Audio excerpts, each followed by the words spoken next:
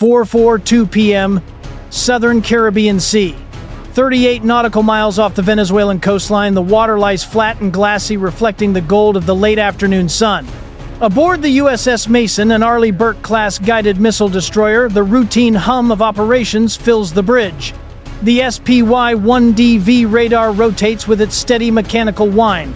Sailors switch watch stations. A petty officer scribbles coordinates into the ship's log. Nothing unusual until Combat Information Center breaks the calm. Bridge. CIC. We have 2 surface contacts approaching. Speed is increasing rapidly. On the large repeater screen, 2 radar returns bloom at the southwestern edge of the plot, initially more than 7 nautical miles apart, but closing the distance between them. Deployed for visual confirmation immediately. CIC zooms in. One contact is quickly identified, a Venezuelan Guaycamacuto-class patrol vessel. The second larger return makes the room go silent, its profile unmistakable. A Russian Krivok III-class frigate. Russian and Venezuelan warships don't normally operate in tight formation, and they never accelerate simultaneously toward a U.S. destroyer. Yet today, both hulls are pushing harder, angling directly toward the Mason's projected path. One officer whispers what everyone is thinking: this is intentional. CIC updates again. Venezuela jumps from 14 knots to 22 in under 90 seconds.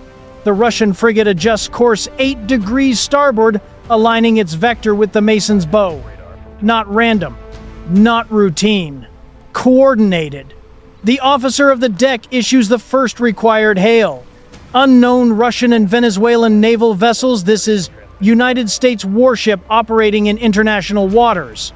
Alter course immediately. Silence. A second hail goes out in Spanish. Again, nothing. Not static. Not signal loss. A deliberate refusal to respond. On the tactical chart, the CPA closest point of approach drops from 5.2 nautical miles to 3.1. Anything beneath 3 nautical miles is considered a potential provocation, and both ships are still accelerating. The captain doesn't raise his voice. He doesn't need to. Elevate posture. Do not change course. Document everything. USS Mason shifts to the Navy's presence and documentation stance. The 5-inch gun rotates just enough to be visible, non-threatening, but unmistakably ready. Long-range electro-optical cameras lock onto the inbound vessels. The SLQ-32 electronic warfare suite begins recording every radar pulse emitted by the Russian frigate and its Venezuelan partner. Then CIC calls out something nobody wants to hear. Front dome signature detected. Russian fire control radar. Active for 0.8 seconds, then off. The bridge goes still. Fire control radar does not flick on by accident. A 0.8 second burst is the naval equivalent of placing a finger on a trigger, then slowly lifting it. Below deck, CIC keeps feeding updates. Venezuela accelerating again, new speed 24 knots. Russian hull maintaining intercept vector. CPA now 2.6 in closing. The Mason's captain stands centered on the bridge, one hand resting against the cold metal railing, eyes fixed ahead. We maintain ROE. We do not yield. Outside, the sea grows darker, the sun slipping lower, as 3 warships carve converging wakes across the Caribbean. The Russian frigate shifts formation, sliding closer to the Venezuelan patrol ship, tightening the wedge-shaped approach, pointed directly at the U.S. destroyer. A blade formation, CIC calls it. Rare, aggressive, calculated. The tension tightens by the second. In CIC, sailors speak in clipped, controlled sentences. On radar, all 3 contacts close like steel jaws on a hinge. On deck, sailors quietly secure loose gear, aware of how fast collisions can happen. 38 miles from the Venezuelan coast, the warm Caribbean suddenly feels like a chessboard. 2 Allied ships moving with unified intent. 1 American destroyer holding its line by the book. And every sailor aboard knows, if any one of the 3 vessels adjusts its course by just 4 degrees, The next 5 minutes will rewrite headlines across the world. 6 p.m. The sea is still calm, but on board the USS Mason, the atmosphere is razor tight. The Russian Krivak III and the Venezuelan Guaycamacuto are now closing in a synchronized pattern parallel, but converging like two blades aligning into a single cut. Inside the Combat Information Center, the air hums with low voices, rapid keystrokes, and the steady heartbeat of the Spy 1DV radar sweeping the horizon. Contact speed steady at 24 knots. CPA 1.9 nautical miles, a tracking officer reports. Under 2 nautical miles is no longer a shadowing run. It's a message. The captain responds without turning his head. Launch the Seahawk. Keep it non-lethal. Full documentation. Within minutes, the ship trembles subtly as the MH-60R Seahawk spins up on the flight deck. Its rotors bite into the warm Caribbean air-kicking spray off the starboard side. The helicopter lifts off with a controlled surge, banking toward the 2 approaching vessels. From the air, the situation looks even more dangerous. The Russian frigate, with its angular Soviet-era silhouette and missile canisters lining its deck, cuts through the water with an almost predatory posture. Beside it, the Venezuelan patrol ship hugs its flank, pushing its diesel engines hard enough to leave a boiling wake behind. Inside the Seahawk cockpit, the sensor operator activates the MX-20 FLIR turret. High-resolution thermal imagery locks onto the Venezuelan deck, several crew members' visible helmets on moving with purpose near the 76mm forward gun. Deck activity noted. Weapons unmanned, but crew position forward. The operator transmits back to the Mason. On board, the U.S. destroyer CIC logs every frame. Then the first real escalation hits. Russian frigate just activated search radar. Wait! Fire control pulse detected. A short, sharp burst. Less than 1 second. But long enough for every American sailor to feel it in their gut. Fire control radar means targeting. Even a flicker is an unspoken threat. The Seahawk moves in, dropping to 200 feet, drawing a clean, deliberate arc across the sky, ensuring every sailor on both foreign ships can see the U.S. Navy markings under its wings. Inside, the Russian ship figures run across the deck. A crewman can be seen raising binoculars toward the helicopter. The Seahawk's pilot maintains a steady line close enough to assert presence, far enough to avoid accidental provocation. Then comes the non-lethal warning. The helicopter's crew activates the green laser designator, a bright, unmistakable pulse that dances across the bridge windows of the Venezuelan ship. It's not a weapon. It's a signal of seriousness. A way of saying, we see you. We are watching. Don't push further. Seconds later, the Seahawk broadcasts across open radio. Venezuelan naval vessel, you are operating unsafely in international waters. Adjust course immediately. Your actions are being recorded. For 10 long seconds, there is only static. Then the Venezuelan captain replies, his voice tight, defensive, and laced with political intent. U.S. vessel, you are near our assigned patrol zone. Maintain distance. But the Mason isn't anywhere near territorial waters. Everyone on board knows it, and the refusal to acknowledge that truth only sharpens the tension. Meanwhile, the Russian ship remains silent.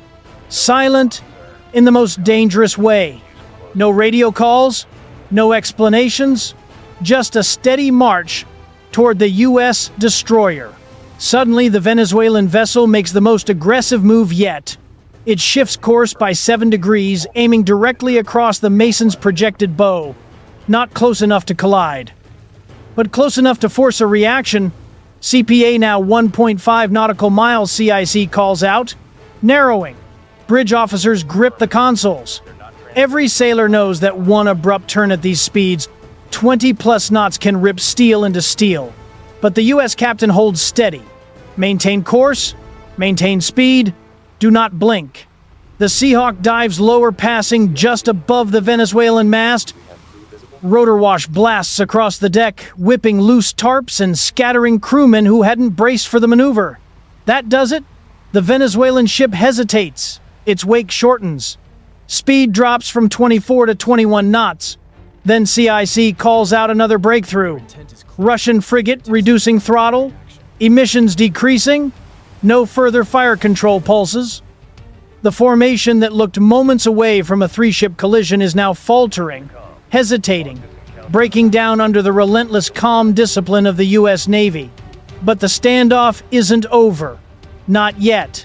This close to Venezuelan waters, pressure is currency, and both Moscow and Caracas still have one more card to play. 4:54 p.m. The sun is dropping toward the Caribbean horizon, washing the sea in deep orange.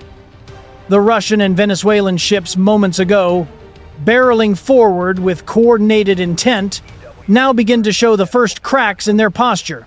The Seahawk circles overhead like a silent judge, its FLIR camera capturing every turn of the helm, every step on deck, every hesitation. Inside the USS Mason's CIC, the tension remains high. Nobody assumes the danger is gone, just because speed is dropping. Venezuelan vessel now at 21 knots, now 20. CPA opening to 1.8 nautical miles, the tracker calls out. A small shift, but in a standoff like this, even 1 knot is a sentence in a diplomatic message. Then the Russian frigate follows suit. Throttle reduction, wake shrinking. Its radar emissions fall from active surface search to low power standby. Russia is backing off, an electronic warfare specialist notes, but the captain shakes his head. They're reassessing, not retreating.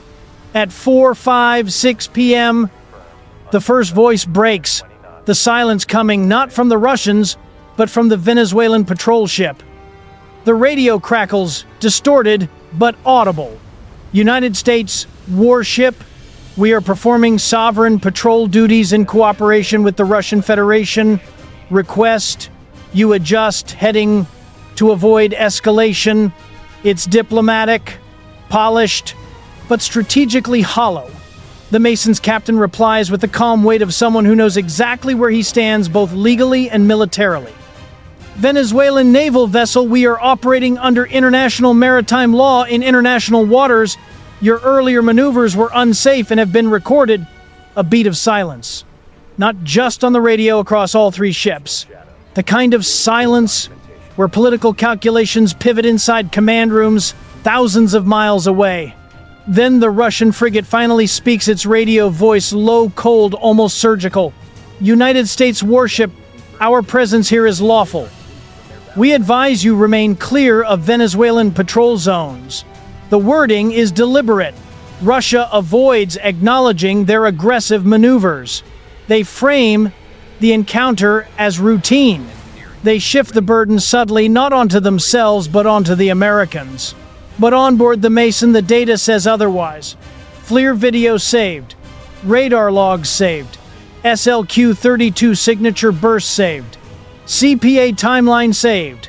This is the U.S. Navy's real weapon in gray zone encounters undeniable evidence. 4:58 p.m. The Venezuelan ship turns another 4 degrees starboard, peeling away from the Mason's bow. Speed drops again now, 18 knots. Deck crew move away from the forward gun mount. What changed? A junior sailor asks. CIC's watch officer answers without looking up. They saw the helicopter overhead and they saw we didn't blink. The Russian frigate holds its position for another tense minute, maintaining a wide arc around the Mason as if calculating one last angle of approach. But even Moscow understands the optics. A collision, even an accidental one, would ignite a storm neither side can control. At 5:01 p.m., the Krivak 3 turns 10 degrees to port. Not a retreat. Not submission. A tactical disengagement. Professional. Quiet. Face-saving. The Seahawk tracks both ships as they slowly widen their separation. FLIR captures the last waves of tension, leaving the formation, the Russian frigate easing into a parallel course, 3 nautical miles away, the Venezuelan patrol ship drifting back into a safe trailing position. By 5:03 p.m., CIC announces all foreign contacts stabilizing. No targeting emissions detected. Situation de-escalating. The Mason remains on its original heading, steady, unwavering, unbothered. The U.S. Navy doesn't alter its route for pressured tactics, and both adversaries just learned that lesson firsthand. But the standoff isn't just a tactical moment on a map. Its political shockwaves will ripple far beyond these waters. Intelligence analysts already know the backstory. 48 hours earlier, the United States intercepted what it identified as a Venezuelan arms transfer vessel carrying Iranian drone components. The strike that followed embarrassed Caracas and enraged its Kremlin partners. This confrontation was meant to be a response, a show of force, a reminder that Venezuela is not alone. But instead of intimidating the U.S., the joint approach exposed something else Russia and Venezuela can posture. But America can hold the line without firing a shot. 5:06 p.m. The Seahawk banks homeward rotors shimmering in the fading light. As it touches back down onto the flight deck, the Mason continues forward untouched, unaltered, unmoved. Two nations tried to corner a U.S. destroyer. They left the encounter with nothing but recorded evidence and lost momentum. The Caribbean grows quiet again. But the question remains, should the United States respond more aggressively to coordinated pressure like this, or is calm restraint the strongest message of all?